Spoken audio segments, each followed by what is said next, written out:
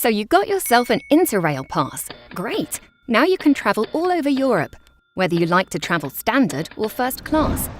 Some high-speed, high-quality and night trains require reservations.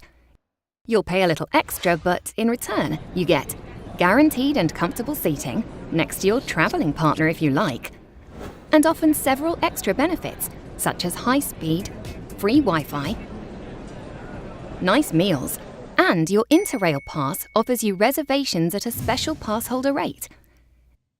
If these benefits are a bit too much for you, don't worry, you can usually choose a regular train which doesn't require a reservation. Want to see which trains require reservations? Download our free Rail Planner app. It even works offline.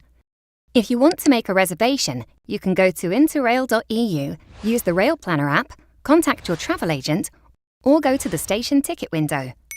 We encourage you to book your reservations before you start your trip, for your own peace of mind. This way you'll have all you need for your journey, which leaves you with nothing left to worry about.